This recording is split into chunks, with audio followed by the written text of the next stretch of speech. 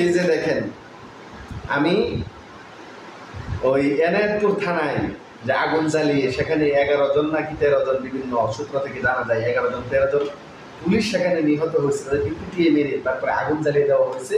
এটা নিয়ে আমি বলছিলাম যে আগুন সন্ত্রাস এটা তো আমাদেরই কাজ না, মানুষকে পুড়িয়ে মারা এটা তো মানুষের কাজ হতে পারে না। একজন আমার উপরে আক্রমণ করেছে, আমার উপরে জুলুম করেছে, এখন আমি যদি তার উপরে আক্রমণ করি, তার উপরে জুলুম করি, তাহলে তো এটা প্রতিশোধমূলক হয়ে গেল,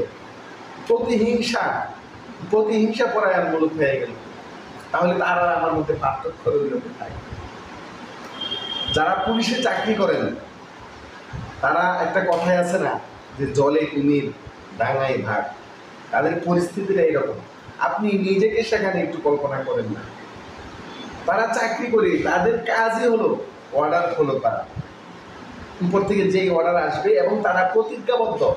যখন তারা চাকরিতে জয়েন করে তখন কিন্তু এই প্রতিজ্ঞা তাদের থেকে করিয়ে নেয় যে আমি যে কোনো সময় যে কোনো ধরনের এই আইন বাস্তবায়ন করতে এবং অর্ডার ফলো করতে আমি সচেষ্ট থাকবো, এরকম। আমি তো সব কিছু জানি না। তো তারা তাদের অর্ডার পালন করেছে, হুকুম পালন করেছে। সেই হুকুম পালন করতে গিয়ে কখনো আপনাদের উপরে কঠোর হয়েছে, অস্ত্র মানে বিভিন্ন জিনিস প্রয়োগ করেছে। তো এটা তো তাদের ডিউটির অংশ ছিল। আরেকটা জিনিস হলো, অনেক সময় মানুষের যখন রাগ উঠে যায় তখন সে নিজের ব্যালেন্স হারিয়ে ফেলে। যখন চতুর্দিক থেকে, আপনারা যারা মিটিংয়ে যান আপনারা জানেন, যারা এরকম পরিস্থিতিতে পড়ছেন তারা জানেন যে যখন চতুর্দিক থেকে হামলা আসতে থাকে, ইটপাল আসতে থাকে, তখন নিজেকে বাঁচানোর জন্য মানুষ অনেকটা হিংস্র হয়ে যায়, ব্যালেন্স হারা হয়ে যায়। তো এরকম পরিস্থিতির সম্মুখীন তো তারা প্রায়ই হয়। এই জন্য হয়তো কখনো রাগের বশবর্তী হয়ে নিজের ভিতরে পশুত্বরা জেগে ওঠার কারণে অনেক অন্যায় করেছে, অপরাধ করেছে। তো ভাই, এখন সেগুলোকে আপনার আমার ক্ষমা সুন্দর দৃষ্টিতে দেখা লাগবে। তাদেরকে পুড়িয়ে মারা, তাদেরকে পিটিয়ে মারা, এটা তো মানুষের কাজ হতে পারে না। একজন আমার উপরে জুলুম করছে বলে আমি তার উপরে জুলুম করবো, একজন আমার উপর অন্যায় করছে বলে আমি তার উপর অন্যায় করবো, তাহলে তার আর আমার মধ্যে পার্থক্যটা কোথায়? তো আমি সেখানে এই পুলিশ ভাইদেরকে নিয়ে একটি ভিডিও বানিয়েছিলাম। আমি তাদের পক্ষেও বলি নাই, মানে মধ্যম পন্থা অবলম্বন করে আমি কিছু কথা বলেছি। সেখানে আমার এই বোন কমেন্ট করেছে যে টুপি খুলে কথা বল। চিন্তা করেন যে টুপি খুলে কথা বল। আপনারা কমেন্টটা দেখতেছেন যে টুপি খুলে কথা বল, তোমার পুলিশের প্রতি এত মায়া কেন? বোন, আমি বুঝতে পারি আপনার ভিতরে থাকা ক্ষোভ, আপনার ভিতরে থাকা রাগ, আপনার ভিতরে থাকা পুলিশের প্রতি যেই ঘৃণা, সেই ঘৃণা আপনার ভিতরে চরমভাবে এটার বিস্তার ঘটেছে, যে কারণে আপনি ক্ষোভের বশবর্তী হয়ে এরকম কমেন্টই করেছি। যাই হোক, সেজন্য আমি আপনার উপরে নারাজ না, অসন্তুষ্ট না, আপনাকে অভিশাপও দিচ্ছি না, গালিগালাজও করছি না। আমি আপনার ভিতরে থাকা অনুভূতি সেটাকে মূল্যায়ন করি। তো আমাদের কথা হলো, তারা ওই দেশের সন্তান, পুলিশ প্রশাসন, বিভিন্ন বাহিনীতে যারা আছে, তাদের প্রত্যেকের প্রতি আপনার আমার মানবিক হওয়া লাগবে। তাদের অন্যায়গুলো ক্ষমা সুন্দর দৃষ্টিতে দেখা লাগবে। ক্ষমা সুন্দর দৃষ্টিতে দেখে তারপরে তাদেরকে বন্ধু বানিয়ে সামনে আমাদেরকে চলতে হবে। বাংলাদেশ যতটুকু পিছিয়ে গেছে সেটা তো গেছেই। এখন যদি আপনি আমি বক্তারক্তি, হানাহানি, মারামারি, কাটাকাটি, খুনাখুনি এগুলোতে লিপ্ত হয়ে যায়, তাহলে তো এই দেশটা আরও পিছিয়ে পড়বে, আপনি আমি আরও পিছিয়ে পড়বে। সামনের প্রজন্ম, ভবিষ্যৎ প্রজন্ম, তারাও ক্ষতিগ্রস্ত হবে।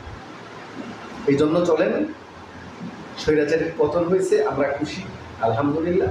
চলেন সকলে সকল ভেদাভেদ ভুলে, সকল হিংসা প্রতিহিংসাকে ভুলে, সকল প্রতিশোধগুলোকে ভুলে, সকলে ভাই ভাই হয়ে আমরা এই বাংলাদেশটাকে আবার নতুনভাবে গড়ি। আমরা চাই সকলে সুখে শান্তিতে সমৃদ্ধির এক বাংলাদেশ গড়ে সেখানে সুখে শান্তিতে জীবনযাপন করে। রক্তারক্তি, হানাহানি, মারামারি, কাটাকাটি, হিংসা প্রতিহিংসা এগুলো আমরা চাই না। আগুন সন্ত্রাস, জ্বালাও পোড়াও এগুলো আমরা চাই না। কিন্তু দুঃখের বিষয়, আমরা দেখতেছি যে দেশে এক অরাজক পরিস্থিতির সৃষ্টি হয়ে গেছে অলরেডি। শুধু আগুন, জ্বালাও পোড়াও, সন্ত্রাস, দেশের মালামাল লুট করা। এই যে দেখেন গণভবন থেকে যে জিনিসপত্র এদেশের সুনাগরিকেরা নিয়ে গেলেন, আমি মনে করি যাদের দেশের প্রতি দায়বদ্ধতা আছে, যারা দেশকে ভালোবাসে, তারা কখনো দেশের সম্পদ আত্মসাৎ করতে পারে না।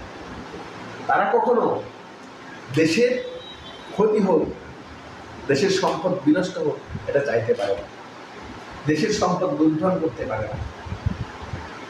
এক শ্রেণীর কুচক্রী মহল, স্বার্থন্বেষী, সুযোগ সন্ধানী, তারা সবসময় সুযোগ খুঁজে বেড়ায় এবং এই সুযোগে তারা জ্বালাও পোড়াও, আগুন সন্ত্রাসের সাথে মেতে উঠে তারা তাদের স্বার্থ হাসিল করতেছে, ফায়দা লড়তেছে। আপনাকে সতর্ক হওয়া লাগবে, সকলের সজাগ দৃষ্টি রাখা লাগবে। দেশের সম্পদ যেন আর নষ্ট না হয়, দেশের সম্পদের ক্ষতি আর করবেন না।